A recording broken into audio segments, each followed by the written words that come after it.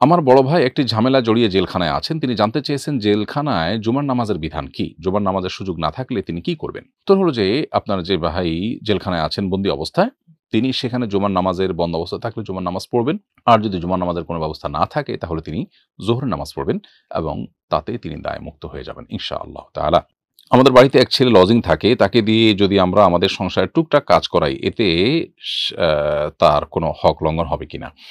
উত্তর হলো সাধারণত লজিং এর যে সিস্টেম আমাদের দেশে প্রচলিত আছে সেটি দুটি। একটি হলো যে আল্লাহর কাছ থেকে সওয়াবের আশায় কোনো শিক্ষার্থীকে মাদ্রাসা বা স্কুলে কোনো শিক্ষার্থীকে নিজের বাসায় রাখা, যেন সে খেয়ে পড়ে এখান থেকে শিক্ষিত হতে পারে। এটা হলো আল্লাহর কাছ থেকে সওয়াবের আশায়। এটা যদি হয়ে থাকে তাহলে সেক্ষেত্রে তাকে দিয়ে যদি আপনি কাজ করান আর খাদ্যের বিনিময়ে, থাকার বিনিময়ে কাজ করান, তাহলে সেক্ষেত্রে সওয়াব আর পাবেন না। আপনার সওয়াবটা থেকে বঞ্চিত হবেন। আর যদি এত ঠুনকো বা হালকা পাতলা কাজ হয় যেটা আসলে সচরাচর পারিশ্রমিক হিসেবে দেখা হয় না, বরং খুবই হালকা পাতলা এবং সেটাকে সেও বা যেকোনো মানুষ থাকলেই সেটাকে করত। এরকম যদি মনে হয় এবং এটাকে পারিশ্রমিকের মধ্যে ফেলা না যায় বা সচরাচর অন্য সবাই করে টুকটাক কাজ, এরকম যদি হয় তাহলে সেক্ষেত্রে সেটি আপনার সওয়াবে কোনো প্রকার ব্যাঘাত সৃষ্টি করবে না ইনশাআল্লাহ তাআলা। আর যদি লজিং এর দ্বিতীয় সিস্টেম হয়ে থাকে, অর্থাৎ সে আপনার সন্তানদেরকে পড়াবে, তার বিনিময়ে আপনি তাকে থাকতে দিবেন এবং তার খাবারের ব্যবস্থা করবেন, তাহলে সেক্ষেত্রে তার বিনিময় তো পরিষ্কার। এরপর অতিরিক্ত যে কাজ করাবেন সেটা তার প্রতি অবশ্যই জুলুম হবে। যদি সেটা যথাযথ আপনার সমাজে যে প্রচলন আছে তার বাইরে হয়, আপনি তার উপরে কাজ চাপিয়ে দেন, তাহলে সেটি অবশ্যই অন্যায় হবে। আর যদি বিষয়টি এমন হয় যে তার কাছে এটা পরিষ্কার যে আপনি তাকে কাজও করাবেন, আবার খাবার থাকার দিবেন এবং বিনিময়ে সন্তানদেরকে পড়াতে হবে, তাহলে এটা পার্ট অফ তার ডিউটি, সে করবে, তাতে অসুবিধা নেই। কিন্তু সেটা ক্লিয়ার থাকতে হবে আগে থেকে। আমার মা নানির একমাত্র মেয়ে। নানা-নানির বিচ্ছেদ হলে নানির আরেক জায়গায় বিয়ে হয়। সেখানে নানির কোনো সন্তান হয়নি। আমার প্রশ্ন হলো, নানির সমুদয় সম্পত্তির মালিক কি আমার মা হবে, নাকি দ্বিতীয় স্বামীর আত্মীয়স্বজনরাও পাবে? উত্তর হলো যে আপনার মা যেহেতু একা, অতএব আপনার মা অর্ধেক সম্পদ পাবেন। বাকি অর্ধেক যে সম্পদ আছে সেটা আপনার বাবার অন্যান্য যে ওয়ারিসরা আছেন রেখে যাওয়া, সে সমস্ত ওয়ারিসরা পাবেন। সে সমস্ত ওয়ারিসদের মধ্যে এমন কেউ থাকতে পারেন, রক্ত সম্পর্কে, যেমন তার ভাই থাকতে পারেন, অন্য অনেকেই থাকতে পারেন। ঠিক কারা, কারা বেঁচে আছেন সেটা দেখলে তারা কে কতটুকু পাবেন সেটা বলে দেয়া যাবে।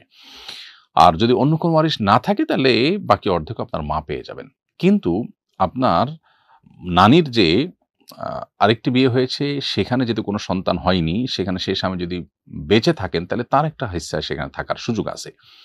আ যেহেতু তিনি স্বামী অবস্থায় আপনার নানির মৃত্যু হয়েছে, অর্থাৎ তার বিবাহে থাকা অবস্থায় মৃত্যু হয়েছে, সেহেতু তার একটা হিস্সা থাকবে যদি তিনি বেঁচে থাকেন। আর যদি তিনি আপনার নানির আগে মারা যেয়ে থাকেন এবং সে ঘরে কোনো সন্তান না থাকে, তাহলে আপনার আ নানির সেই ঘরের কোনো ব্যক্তি কোনো সম্পদ পাওয়ার সুযোগ নেই। কারণ তারা কেউই আপনার নানির রক্ত সম্পর্কে আত্মীয় নন। তো আমি যুক্তরাজ্য প্রবাসী, আমি কেবলা দেখার জন্য একটি অ্যাপ ব্যবহার করি। পরে অন্য একটি অ্যাপ দেখে বুঝেছি আমি গত ৩ মাস ভুল দিকে নামাজ পড়েছিলাম।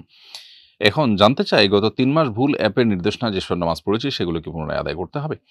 উত্তর হলো যে, যেকোনো এলাকায় আপনি থাকুন না কেন, পৃথিবীর যেকোনো প্রান্তে থাকুন না কেন, অন্যান্য মসজিদগুলো যেদিকে ফিরে সালাত আদায় করে আপনি সেদিকে ফিরে সালাত আদায় করবেন। কিবলা নিরূপণের জন্য এটাই হলো সবচাইতে গ্রহণযোগ্য এবং শরিয়া সিদ্ধ পন্থা।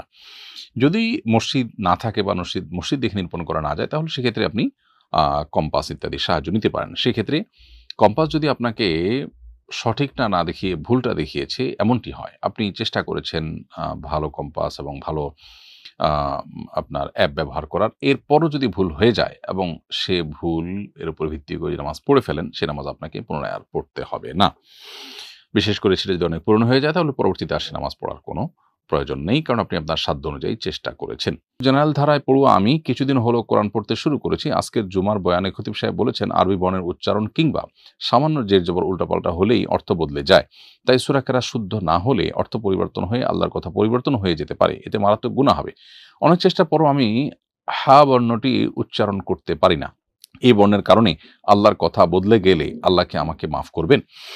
উত্তর হলো যে, আমাদের ওলামা ইকরাম এবং ইমাম সাহেবদের উচিত মানুষকে খুব বেশি ভীত সন্ত্রস্ত না করে মানুষকে আশাবাদী করার চেষ্টা করা। হ্যাঁ, মানুষ যাতে বিশুদ্ধভাবে কোরআন তেলাওয়াত করে সেজন্য উদ্বুদ্ধ আমাদের করতে হবে এবং ভুল ভাল তেলাওয়াত যেন না করে সতর্কও করতে হবে। কিন্তু এক্ষেত্রে মাত্রা জ্ঞান থাকতে হবে এবং কোনোভাবে যাতে মানুষ ভিতর সন্ত্রস্ত হয়ে না পড়ে, নিরুৎসাহিত হয়ে না যায়, সেটাও আমাদের খেয়াল রাখতে হবে। আল্লাহ রাব্বুল আলামিন মানুষকে তার সাধ্যের বাইরে কোনো কিছু চাপিয়ে দেন না। লা ইউকাল্লিফুল্লাহু নাফসান ইল্লা উসআহা, সাধ্যের বাইরে আল্লাহ তাআলা কিছু চাপিয়ে দেন না। অতএব আপনি হা বর্ণ উচ্চারণ করার জন্য বহু চেষ্টা করে যদি না পারেন, এটার ফলে আপনার কোনো গুনাহ হবে না ইনশাআল্লাহ তাআলা। ঠিক একইভাবে কেউ যদি কোরআন তেলাওয়াত করার সময় তিনি শুদ্ধভাবে তেলাওয়াতের জন্য চেষ্টা করেন, ইনশাআল্লাহ বিদিন আল্লাহর কাছে তিনি সওয়াব পাবেন। এমনকি কেউ যদি খুব স্পিডে তেলাওয়াত করতে না পারেন, শুদ্ধ বিবেচনা করতে গিয়ে অনেক ধীরে ধীরে পড়েন, বেঁধে বেঁধে পড়েন, তাকে ডাবল সওয়াব দেওয়ার কথাও কিন্তু হাদিসে আছে। অতএব কোরআন তেলাওয়াত করার চেষ্টা আমাদের করতে হবে। শুদ্ধভাবে তেলাওয়াত করার চেষ্টা থাকলেই আমরা আল্লাহর কাছে দায়মুক্ত থাকবো ইনশাআল্লাহ। ফিদিয়া সম্পর্কে জানতে চাই, নামাজ পড়তে না পারলে এর ফিদিয়া আদায় করে দিলে নামাজ না পড়ার গুনাহ কি মওকুফ হয়ে যাবে? দেখুন, শরিয়াতে সিয়ামের ফিদিয়ার কথা বলা হয়েছে। কোরআনে কারিমে আল্লাহ তাআলা বলেছেন, ওয়া'আলাল্লাযীনা ইউতীকুনাহু ফিদিয়াতুন তা'আমু মিসকিন, যারা সিয়াম সাধন করতে পারছে না, রোজা রাখতে পারছে না এবং স্থায়ী রোগে বা বার্ধক্যজনিত সমস্যায় তারা আর কখনো সুস্থ হয়ে রোজা রাখার সম্ভাবনা আপাতদৃষ্টিতে নাই, তারা রোজার বিকল্প হিসাবে ফিদিয়া দিবে। এরকম ব্যক্তি অসুস্থ অবস্থায় মারা গেলে তার ওয়ারিসে তার তরফ থেকে ফিদিয়া দিবে। এটা কোরআনে রয়েছে এবং এটা শরীয়তে রয়েছে। নামাজের বিকল্প হিসেবে ফিদিয়া দেওয়ার কথা কিন্তু বর্ণিত হয়নি। এজন্য ইমাম আযম আবু হানিফা রাহিমাহুল্লাহ, ইমাম আবু ইউসুফ রাহিমাহুল্লাহ তারা নামাজের ফিদিয়ার কথা বলেন না। কিন্তু ইমাম মুহাম্মদ রাহিমাহুল্লাহ বলেন যে নামাজ যেহেতু রোজার চাইতে গুরুত্বপূর্ণ, অতএব এখানেও প্রত্যেক নামাজের জন্য একটা করে ফিতরা, একজন করে মিসকিনের খাদ্য দেওয়া, যেটা আমাদের ফিতরাতে দিতে হয় ঈদুল ফিতরের আগে, প্রত্যেক নামাজের জন্য সে পরিমাণ দান করা, খাদ্য দান করা, এটা হলো ফিদিয়া। এটা প্রত্যেক নামাজের জন্য তিনি প্রযোজ্য বলেন এবং এটি সিয়ামের সাথে কিয়াস বা তুলনা করে বলেন। এবং এক্ষেত্রে তিনিও বলেন যে এটা যদি ফিদিয়া হিসাবে কবুল না হয় তাহলে মৃত ব্যক্তির তরফ থেকে সাদাকা হিসাবে গণ্য হবে। তাহলে এখান থেকে বোঝা যায় যে আসলে নামাজের জন্য সরাসরি ফিদিয়ার কথাটি কোরআন হাদিসের আলোকে সেভাবে সাব্যস্ত নয়। তবে ইজতিহাদের আলোকে উলামায়ে কেরাম অনেকেই এটাকেই ফিদিয়া নামাজের ক্ষেত্রে আরোপ করেছেন যদি কেউ নামাজ রেখে যায় তাহলে। এর মানে এই নয় যে কেউ নামাজ পড়তে না পারলে ফিদিয়া দিয়ে দিলে নামাজ মওকুফ হয়ে যাবে। এই কথা পৃথিবীর কোনো আলেম বলেন না। এটা হলো কেউ যদি নিরুপায় হয়, মারা গেছে, নামাজ পড়তে পারেন না, আইসিইউতে ছিলেন, নামাজ পড়তে পারেন নাই, বা অসুস্থ ছিলেন, নামাজ পড়তে পারেন নাই, মারা গেলেন, তখন তার তরফ থেকে ফিদিয়া দেওয়ার কথা বলা হয়। যদিও সে বিষয়ে সংখ্যাগরিষ্ঠ আমাদের মত ভিন্ন। অতএব নামাজ আসলে এমন একটা ইবাদত যেটার কোনো বিকল্প নেই।